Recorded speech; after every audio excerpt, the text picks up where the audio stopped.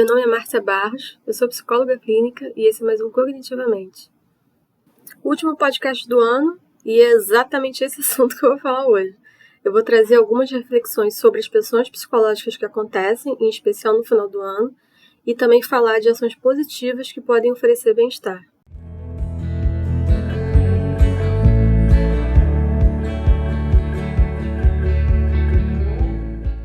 Bom, se eu fosse definir em uma palavra o ano de 2021, eu classificaria ele como um ano de incertezas. Esse ano ainda foi o resquício da pandemia de 2020. Aqui no Brasil foi um ano de vacinação em massa, mas foi um ano de incertezas em relação à economia, muito desemprego, novas variantes apareceram e ainda estão aparecendo, e a saúde mental da população foi bastante prejudicada. Alguns transtornos mentais ficaram mais acentuados por conta da pandemia. Eu posso dar alguns exemplos aqui. Transtornos de ansiedade, depressão, toque, síndrome do pânico e também problemas emocionais que afetaram a saúde física, como por exemplo, bruxismo, sedentarismo, dermatite atópica, eczemas, gastrite, entre outros problemas que afetaram a saúde da população. Eu falei sobre o desemprego ainda há pouco e realmente isso foi uma realidade. Com a situação da pandemia, muitas empresas fecharam e muitas pessoas ficaram desempregadas. Porém, essa instabilidade momentânea fez com que o brasileiro, e não só no Brasil, né, outras pessoas no mundo também, passando pela mesma situação, tivesse que se reinventar, né, ou seja, traçar novos planos, abrir novas empresas, se adaptarem a outros tipos de trabalho para poder sobreviver. Isso demonstra realmente uma imensa criatividade e essa capacidade de reinvenção que o ser humano tem.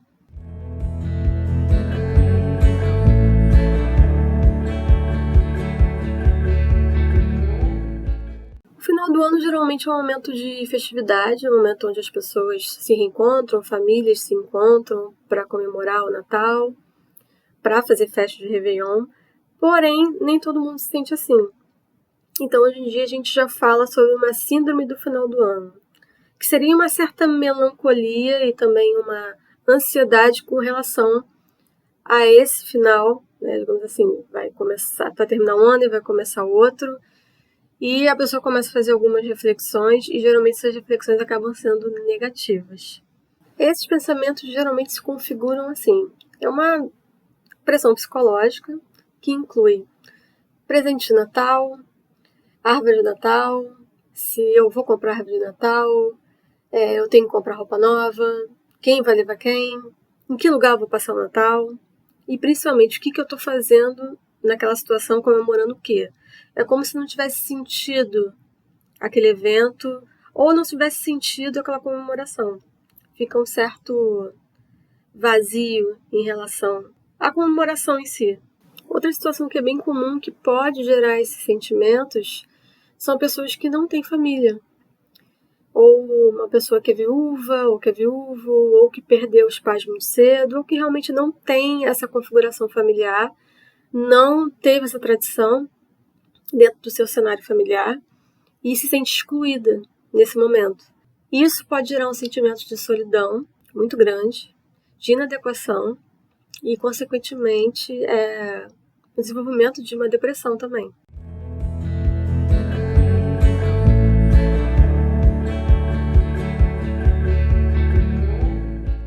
É claro que o final do ano sempre vai trazer expectativas. Isso é absolutamente normal em todo mundo, acho que em todas as culturas. Quando se rompe o ano, é como se fosse um rito de passagem. Existe um renovo, a gente quer planejar coisas, quer pensar em coisas legais para fazer. Porém, existe uma pressão para isso ser concretizado. Então, o ideal, né, o que seria melhor, é não mergulhar nessa ansiedade. Então, vou dar alguns exemplos aqui, que são bem comuns. Tá rompendo o ano e a pessoa tá pensando, será que eu vou ser promovida ano que vem? Aí a outra pessoa do lado tá pensando, será que eu vou engravidar ano que vem? Aí a outra pessoa tá pensando, será que eu vou comprar um carro ano que vem? Será que eu vou? É esse pensamento do será que vai acontecer, que pode gerar muita angústia. Então, assim, planejar é legal. É até o ideal que se faça isso, tudo planejado tem grande possibilidade de dar mais certo. Porém, é melhor a gente não guardar tanta expectativa e é bom a gente ir se perguntando e tentando desconstruir isso internamente, porque pode gerar também muita frustração.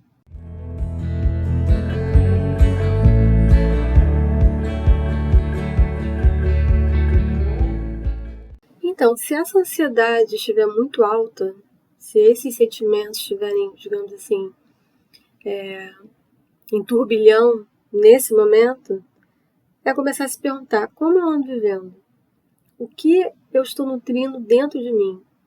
O que aconteceu no processo desse ano? Por que está pesado? Por que eu estou angustiado justamente agora?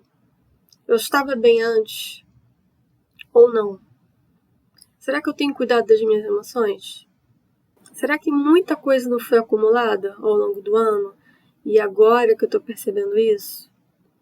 É bom a gente fazer essa reflexão. Porque é claro que existe a pressão externa da sociedade, das pessoas, existem as comparações, existem as frustrações, os planos que não foram concretizados. Isso aí é natural, isso acontece com qualquer pessoa. Mas quando a gente olha para dentro, quando a gente cuida dos nossos sentimentos, fica muito mais fácil a gente enxergar o que está acontecendo e principalmente saber jogar esse peso fora ao longo do tempo. O final do ano é um momento mais sensível.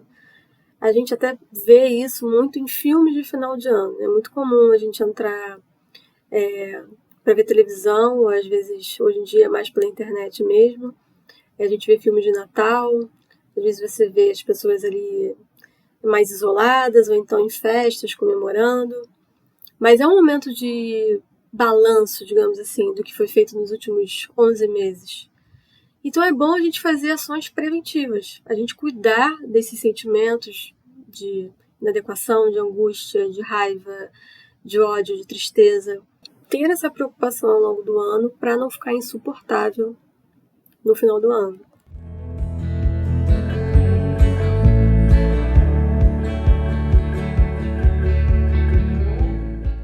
Então, como é que a gente faz essas ações preventivas? Como é que a gente diminui essa sobrecarga? É claro, óbvio que eu vou falar de terapia, é o meu mantra. Façam terapia, por favor, façam terapia. Eu vou falar isso acho que a vida inteira. Se eu viver até 100 anos, eu vou falar, faça terapia.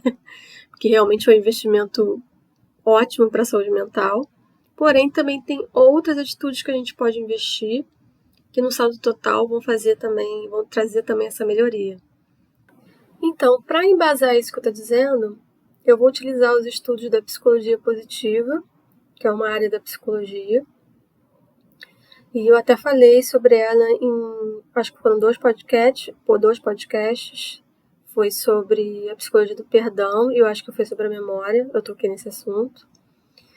E a psicologia positiva, ela se caracteriza assim: alcançar os pontos fortes e as habilidades positivas de cada ser humano e a prevenção a patologias, visando a melhoria da qualidade de vida. A psicologia positiva ela teve uma grande contribuição de um professor universitário e psicólogo chamado Martin Seligman, que ele é da Pensilvânia, nos Estados Unidos, onde ele criou um conceito chamado florescer. Essa teoria aponta para as forças pessoais, para os aspectos virtuosos de cada pessoa. O foco agora não é mais na doença, no sintoma. O foco agora é na esperança, na criatividade, na coragem, na sabedoria, na espiritualidade e na felicidade. Esse florescer, ele faz uma associação com o florescimento, que é a emoção positiva pela vida, onde se vive intensamente, mais do que meramente existir. Essa condição gera um desenvolvimento pleno e saudável dos aspectos psicológicos, biológicos e sociais do ser humano. Então, não só o Seligman e outros psicólogos e toda a psicologia positiva fala disso, né, que a sociedade já tem um olhar mais direcionado em relação às mazelas, em relação ao negativo. Toda notícia que traz violência ou que traz pânico geralmente são as notícias mais vistas. E, infelizmente, até a neurociência tem uma explicação científica para isso. Nossos ancestrais há milhões de anos lutavam pela sobrevivência, levando a responder mais rápido a estímulos estressores negativos. Então, nosso cérebro registra esse comportamento e ele foi repassado para nós evolutivamente. Prestamos mais atenção a estímulos negativos do que a positivos por conta desse fato. Então, com certeza, a psicologia positiva trouxe uma grande ruptura de paradigma. Não só quando a gente procura um atendimento psicológico, ou quando estamos passando por algum problema emocional, ou quando uma pessoa já tem um diagnóstico de transtorno mental, porque sempre focar no lado ruim, porque sempre focar no sintoma que está incomodando naquele momento. É claro que isso conta, isso faz parte do tratamento, mas não deve-se ficar só nesse foco. Por que não focar em outras qualidades, por exemplo? Criatividade, desenvolver habilidades sociais. Muitos transtornos mentais são desenvolvidos por causa do isolamento, e a gente falou um pouco disso no começo, com relação à pandemia. Se cercar de pessoas positivas, ambientes muito tóxicos, onde tem pessoas muito negativas, também prejudicam a saúde mental. Tentar ser mais otimista, aprender a se perdoar, isso também é um outro aspecto. Muitas pessoas se arrastam com problemas que não foram resolvidos ao longo da vida. Eu até falei sobre esse podcast sobre a psicologia do perdão, eu falo sobre isso. E principalmente desenvolver flexibilidade. Eu escutei uma vez, isso eu nunca mais esqueci, numa aula do meu professor de TCC na faculdade. Ele falou que vamos colocar assim, quase 100% dos transtornos mentais que existem no DSM, que é o Dicionário de Saúde Mental, a inflexibilidade está lá. Então, assim, quanto mais inflexível a gente quanto mais preso a padrões a gente menos saúde mental a gente vai desenvolver. Ele fala muito também sobre fortalecimento de competências. Então, eu posso dar um exemplo aqui para ilustrar. Uma criança tem TDAH, aí chega na escola, tem um comportamento um pouco mais alterado por conta do TDAH, mas ela uma criança tem uma habilidade imensa para o desenho, faz desenhos incríveis. Mas aí o foco está na doença, está no sintoma, está na alteração emocional, psicológica, comportamental da criança, e a competência dele passa despercebida. E aí essa criança cresce, tem uma habilidade ali dentro dela, algumas pessoas sabem, mas não dão valor, mas ela fica estereotipada por conta de ter o TDAH. Então, isso aí que geralmente na prática acaba acontecendo. Às vezes as pessoas têm competências, têm habilidades incríveis, não desenvolvem, porque o foco, o olhar está sempre voltado para o transtorno, para a doença ou para um sintoma negativo.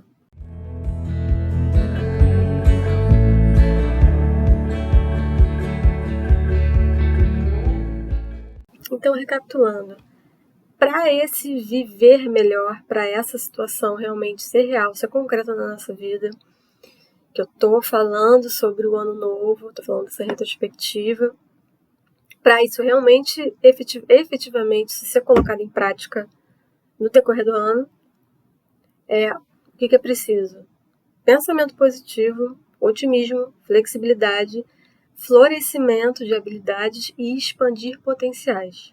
Então, posso dar um exemplo. Sou uma pessoa ocupada, tenho uma vida super mecânica, faço as mesmas coisas todos os dias.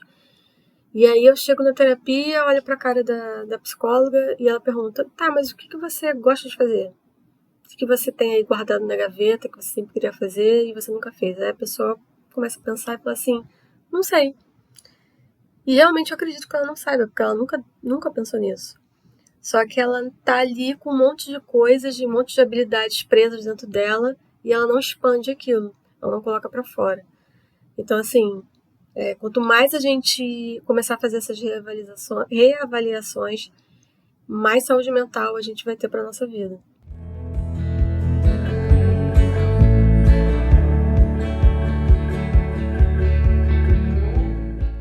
E lembrando que esse pensamento positivo não tem nada a ver com algo místico, ou algo que a gente vai ficar repetindo, olhando no espelho e a gente vai se convencer disso. Não é isso. Pensamento positivo é realmente um aprendizado, sabe? A gente realmente vê o nosso valor, a gente realmente vê lados positivos dentro de nós, a gente realmente captar as nossas qualidades. E isso é um processo. Isso pode acontecer no setting terapêutico, isso pode acontecer a gente lendo livros, isso pode acontecer a gente trabalhando nossa autoestima. Isso é um aprendizado que leva tempo, para ele realmente se tornar real. Então não é algo aleatório que a gente vai ficar repetindo para nós mesmos e do nada ele vai acontecer, não é isso. O Martin Seligman até escreveu um livro sobre isso, o nome do livro é Florescer. Florescer, nova interpretação da felicidade e do bem-estar. Ele fala sobre esse assunto que eu falei aqui, mas de uma forma bem mais profunda. Quem tiver interesse pode procurar. E também tem outros livros sobre a área da psicologia positiva, que é bem interessante para quem gosta do assunto e para quem está na área da psicologia também.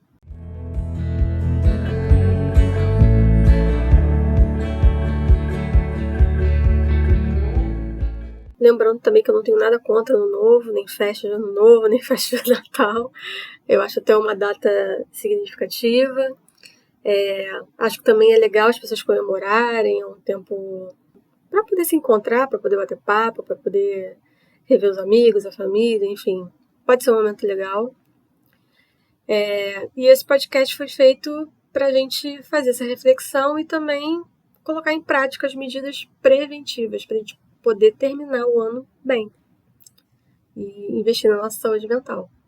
Muito obrigada por me acompanharem esse ano todo. Feliz Natal, Feliz Ano Novo a todos. Vocês podem continuar me seguindo nas minhas redes sociais. Minha página é psicologamarciabarros.com.br e meu Instagram é psicologamarciabarros. Muito obrigada por tudo. Até o próximo podcast. Bye, bye.